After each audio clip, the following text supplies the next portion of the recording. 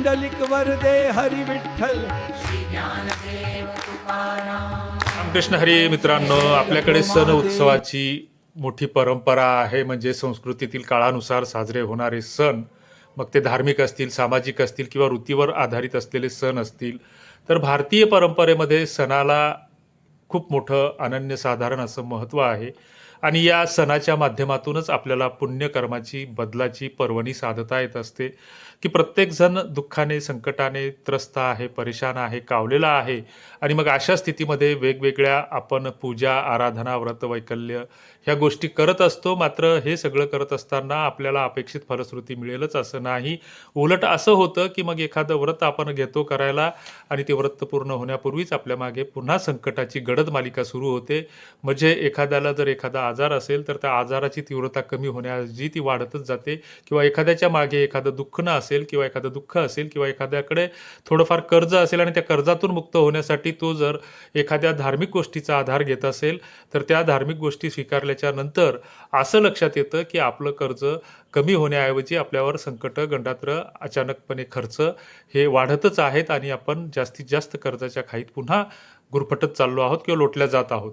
किंवा बऱ्याचदा आपण असं म्हणतो की देव केला की खिव मागे लागतो आणि संकट सुरू होतात. तर याच्या मागची नेमकी कारणं काय आहेत तर हे आपण याच्या आधीच्या व्हिडिओमध्ये पाहिलेलं आहे.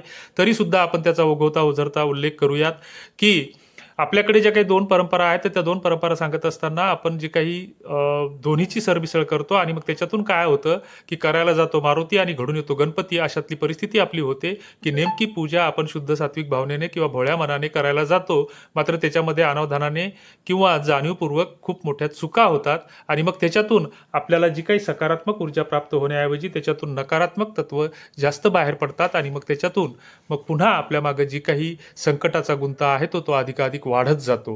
ह्या गोष्टी घडत असतात. आता सण उत्सव परंपरेचं एक वेगळं आगळं महत्त्व आहे. ते विविध अंगांनी आहे. मग ते धार्मिकदृष्ट्या असेल, सामाजिकदृष्ट्या असेल, मग नैसर्गिकदृष्ट्या असेल. ज्या काही आपल्या प्रथा आहेत, परंपरा आहेत, तर त्याच्यामध्ये वेगवेगळ्या प्रथा, परंपरा आपण अनुभवत असतो, अनुकरण करत असतो.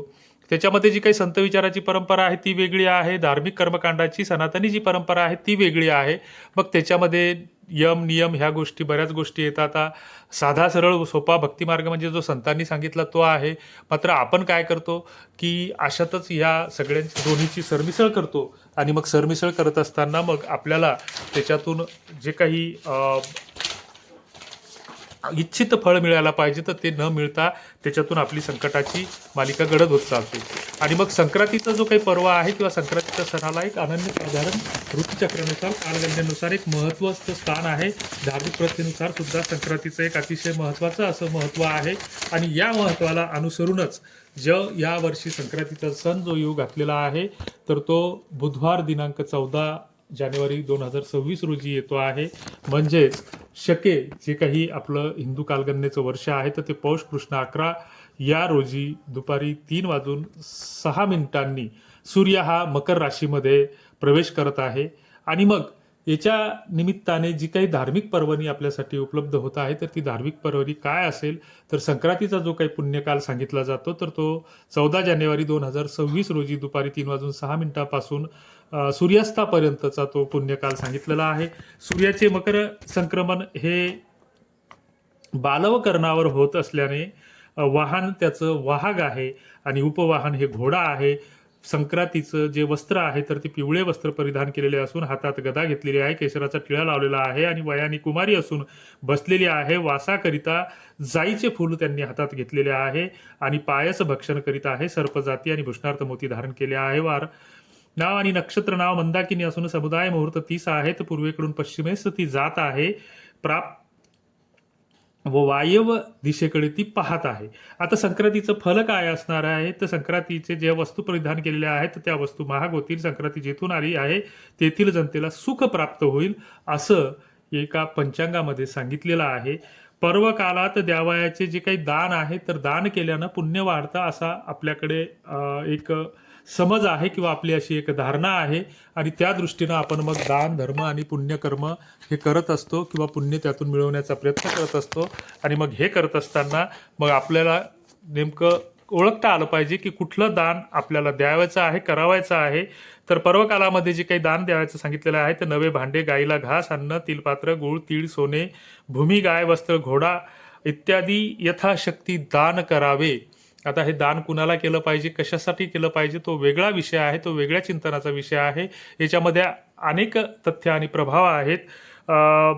जे काही संक्रांतीमध्ये जे काही वर्जित कर्म सांगितलेले आहेत तर ते दात घासणे, कठोर बोलणे, वृक्ष गवत तोडणे, गाई म्हशींची धार काढणे व कामविषयक सेवन ही कामं करू नयेत असं या पर्वकालामध्ये सांगितलेलं आहे. मात्र सण उत्सवाची जी काही मूळ परंपरा आहे तर या परंपरेमागे एक उदात्त हेतू आहे, एक आध्यात्मिक हेतू आहे, एक वैज्ञानिक दृष्टिकोन आहे आणि त्या दृष्टिकोनाचा आपल्याला कुठेतरी विसर पडतो.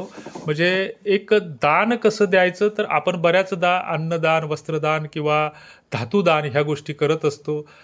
मात्र त्या गोष्टींची खरंच काही गरज आहे का हे आपल्याला पडताळून पाहता आलं पाहिजे. सगळ्यात आधी जे काय आहे तर पुण्यकर्म मिळवायचं असेल तर मग तुम्ही पूजा परंपरा कुठलीही स्वीकारा.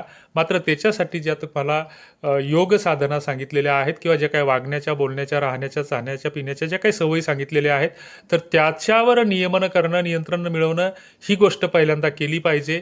ती जर आपल्याला जमत नसेल तर तुम्ही कितीही पूजा, व्रत, वकेले, वैकल्य करा, त्यातून तुम्हाला अपेक्षित फलश्रुती मिळणार नाही.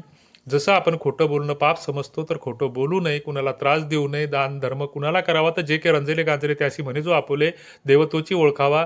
जे तुकाराम महाराजांनी सांगितलं की दान कुठलं द्यायचं तर दानामध्ये तुकाराम महाराज म्हणतात की वृक्षवल्ली आम्हा सोयरी वनचरे, म्हणजे वृक्ष आणि वेली सोबत नातं सांगणारे तुकाराम महाराज आहेत. तर तेव्हा आमच्या संतांनी निसर्गाचं स्वामित्व स्वीकारलेलं आहे, निसर्गाचं अस्तित्व मान्य केलेलं आहे.